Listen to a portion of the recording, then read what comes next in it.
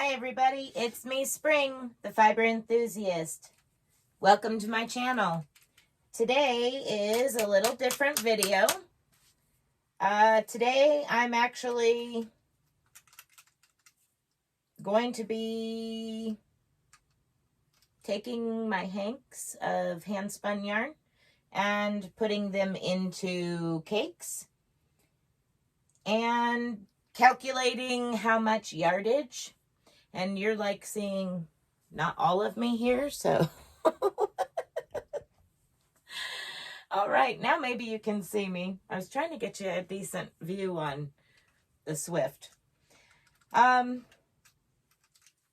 want to get a decent yardage on, or close to decent yardage on my handspun yarn that I'm going to be using for the cardigan. And if you've been in my Thursday night lives, you've heard me mention it numerous times that I'm spinning this alpaca and dog hair, all for my own cardigan. So today I figured I would take you on a little trip with me to see what I'm up to now. So I'm getting set up and we'll talk just briefly. This is a yarn Swift. You'll see it spinning around, not so gracefully. It is handmade by my husband and I, just something thrown together pretty quickly as a, hey, I need something. I'm getting way too many hanks and I don't want to sit there and try to ball them all up. So we went out and spent the day building a windmill style Swift. Now the arms on the Swift were considerably longer because I'm also set up to do larger hanks. So I was having an issue with it and so much pull and drag and tension on it. Last week I took the skill saw to it and cut the arms down shorter so that way it wasn't as bad. Now there still is a lot of tension.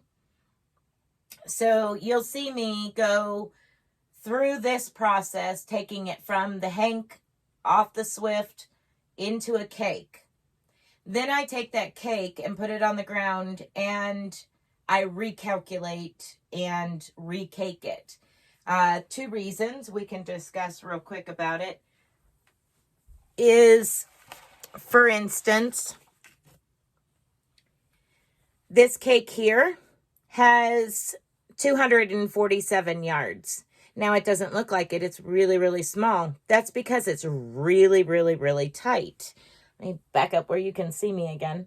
It's really tightly caked because I have only done one process. I've only taken it from this Swift into cake form. So each one of these hanks, that's what I'm doing at this present moment. And then I'll go back through and make the second sweep through on the process. I'm going to run it through from my Swift here through my counter. Again, this counter is nothing super special. I have tested it numerous ways, numerous weights, hand spun and spun by a machine, bought in a big box store. It's a fishing line counter.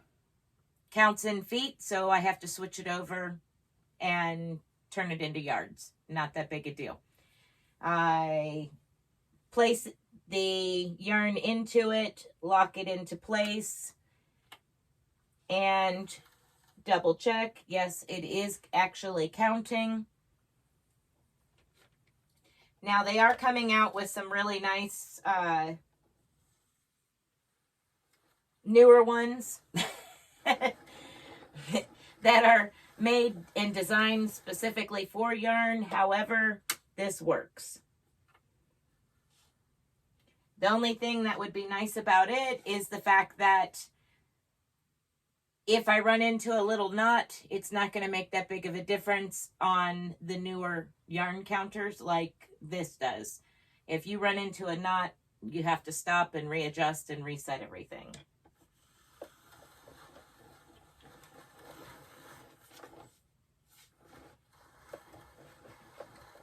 So as you can see, I'm just taking it from the Swift and winding it onto my ball winder, cake winder rather. Doesn't turn it into a ball, it turns it into a cake.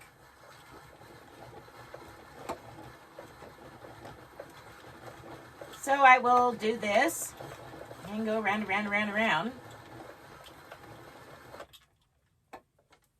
There's a knot. So taking it straight out, moving the knot to the opposite side, resetting it, make sure it's still calculating.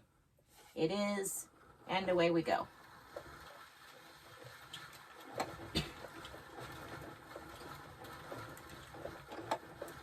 There are other ways to calculate your yardage. This is how I choose to do it. It's been the most accurate. I've sat down with a surveying tape and measured it out. And it's the most accurate. There's no adding a whole bunch of yardage just in case or anything like that. It is the most accurate.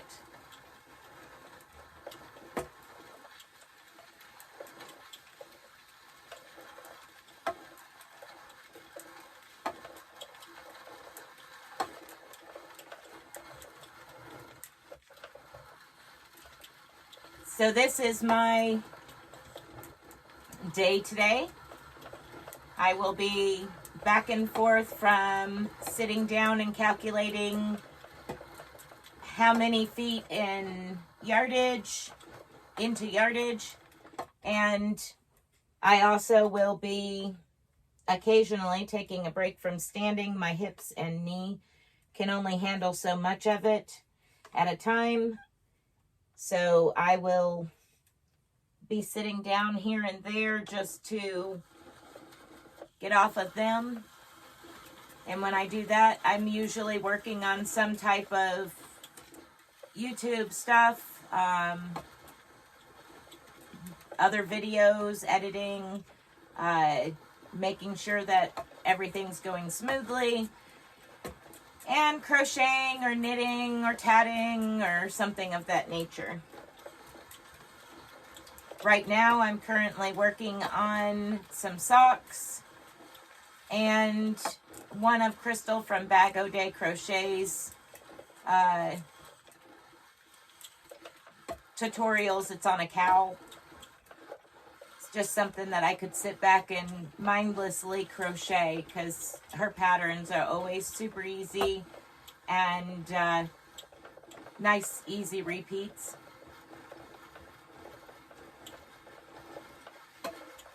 Alright, getting close to the end here. Alright, so this says that I have 581 feet.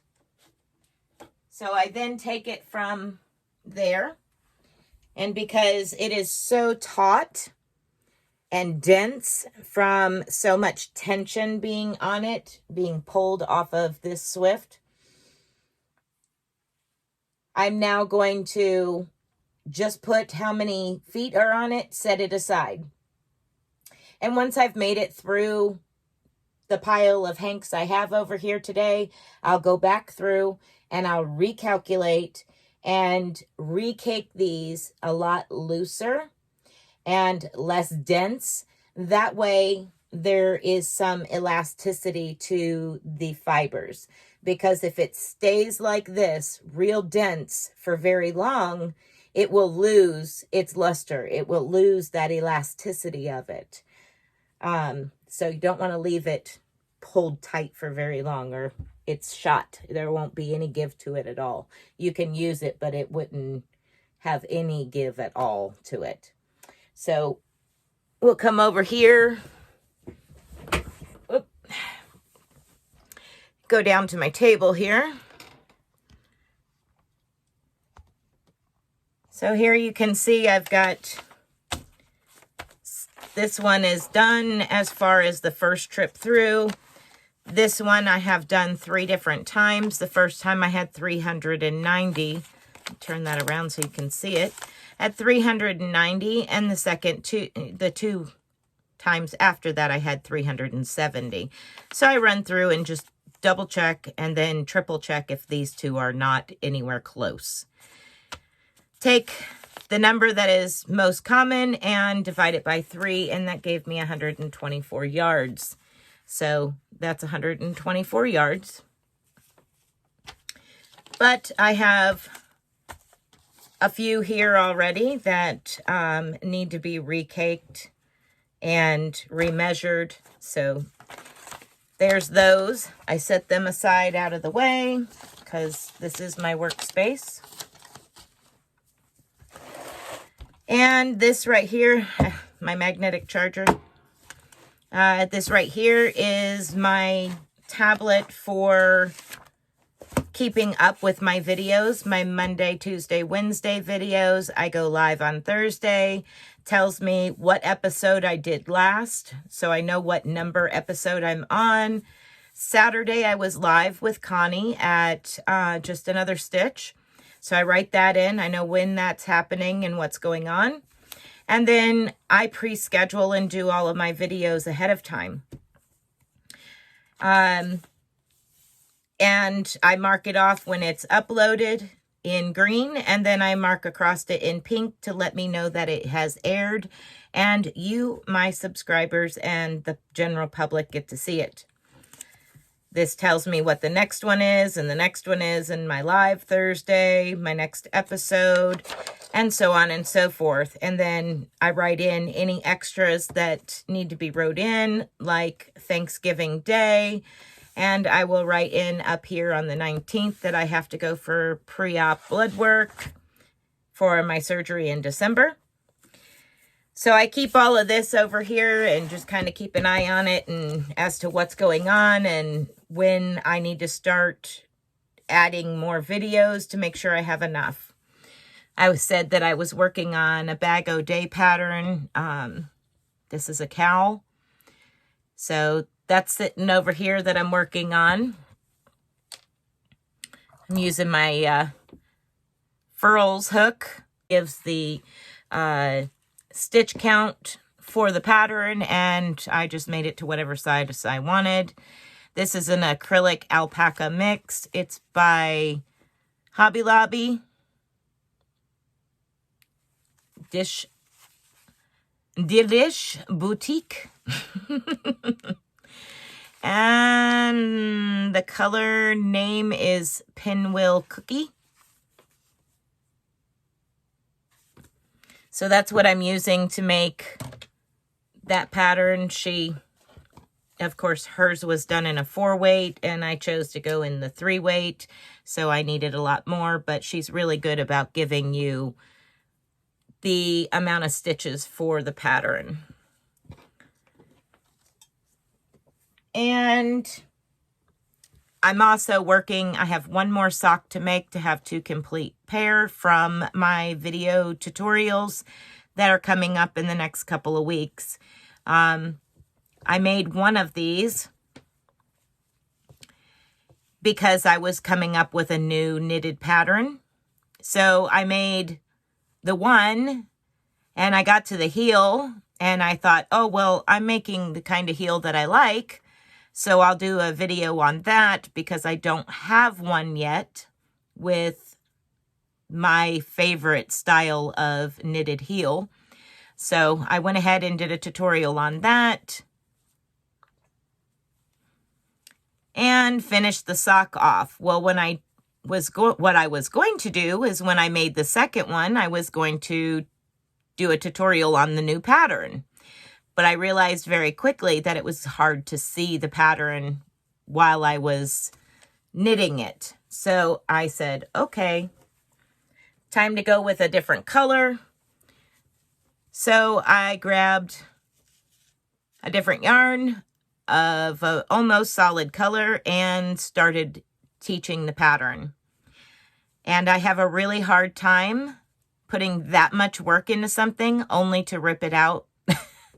So I decided to finish the sock, and now I have the yarn sitting here to make one more. So I have the sock sitting here to work on, as well as caking these hanks up and calculating them, getting them all ready for my cardigan. So that's what I've been up to. Drinking my coffee, as always. So yeah, that's pretty much it. This Swift Crochet was handmade by my husband and I, and it's okay. It works. It's not, you know, like a table mount, fancy dancy, expensive one, but it works, does the job. Might cause me twice the work some days, but that's okay. And then we have my Lazy Kate back there. Some of you have not seen that. How that works is get these undone from each other.